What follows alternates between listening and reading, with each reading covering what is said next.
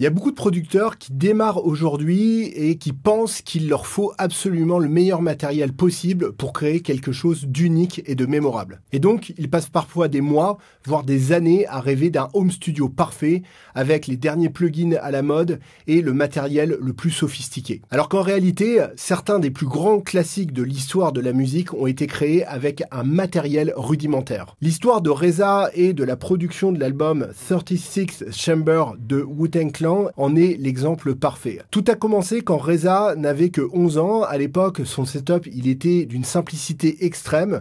Une platine et une table de mixage. Et c'est avec ce matériel minimaliste qu'il a commencé à expérimenter, à développer son oreille et à comprendre comment manipuler le son. À 12 ans, avec son cousin Old Dirty Bastard, qui est un autre rappeur du Wu-Tang Clan, il avait économisé pour se procurer une EchoBox à $100, un micro basique, une boîte à rythme simple, aussi à $100, et un double lecteur de cassette qui lui permettait de faire des copies. Et c'est avec ce matériel rudimentaire qu'il a commencé à développer les bases de ce qui allait devenir sa signature sonore. Le vrai tournant, il est arrivé quand il a pu acquérir un sampler SP1200 et c'est avec cette machine qu'il a créé son premier classique, Bring the Pain. Mais ce qui est fascinant dans tout ça, c'est qu'au lieu de se reposer sur ses lauriers une fois qu'il avait trouvé une formule qui marche, Reza était dans une quête permanente d'évolution. Et c'est la raison pour laquelle il a fait un choix qui aurait pu sembler risqué à l'époque, échanger son sampler SP1200 contre un non-sonic EPS 16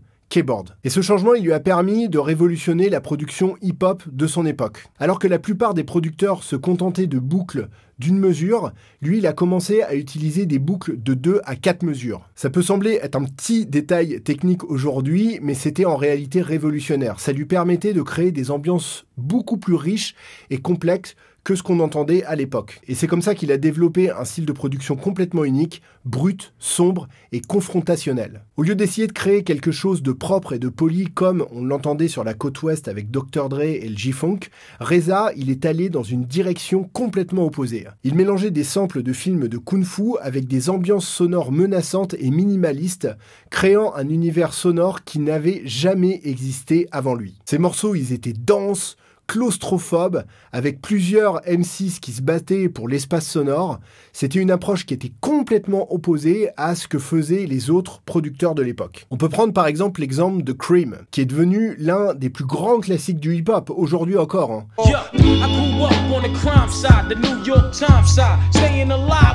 Le sample principal, il vient d'un morceau des Charmels, qui s'appelle As Long As I've Got You, sorti en 1967.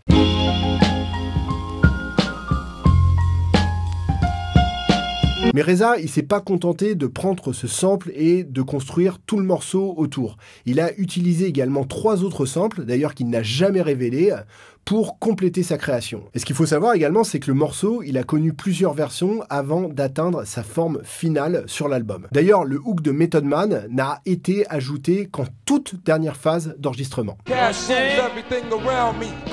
Et ce hook, honnêtement, il change tout et quand on l'entend d'une fois, on l'a dans la tête. Ce qu'il faut comprendre, c'est que Reza n'a jamais cessé d'investir dans son art. À chaque nouveau projet, il achetait du nouveau matériel, des guitares, des boîtes à rythme, des programmes. Et cette approche, ça lui a permis de faire constamment évoluer son son, d'exploiter de nouvelles directions, de ne jamais se reposer sur ses acquis. Et c'est exactement l'inverse de ce que font beaucoup de producteurs aujourd'hui. Au lieu d'attendre d'avoir le matériel parfait pour commencer à créer, Reza, lui, il a commencé avec ce qu'il avait sous la main, et plutôt que de rester bloqué dans une formule qui marchait, il a continué à faire évoluer son setup au fil des projets, en réinvestissant systématiquement ses gains dans du nouveau matériel. Et c'est ce qui lui a permis de créer un son qui n'existait pas avant lui et d'influencer toute une génération de producteurs. Ce qu'on peut retenir du parcours de Reza, c'est que ce n'est pas le matériel qui fait la différence, c'est la vision qu'on a et la façon dont on l'utilise. Reza n'a pas attendu d'avoir le meilleur matériel possible pour commencer à créer. Il a commencé avec ce qu'il avait sous la main et il a fait évoluer son setup au fil du temps. Et surtout, il n'a jamais eu peur de prendre des risques. Quand il a échangé son SP1200 contre un non-sonic EPS 16, beaucoup auraient pensé que c'était une erreur. Mais c'est justement ce changement qui a permis de développer un son unique qui n'existait pas avant lui. La leçon qu'on peut en tirer, c'est qu'il ne faut pas attendre d'avoir le matériel parfait pour commencer à créer.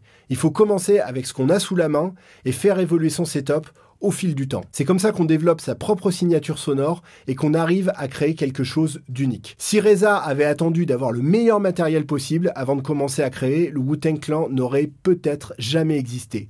Et le hip-hop serait probablement très différent de ce qu'il est aujourd'hui. Et ce qui est fascinant dans son parcours, c'est qu'il a su transformer ses limitations en force.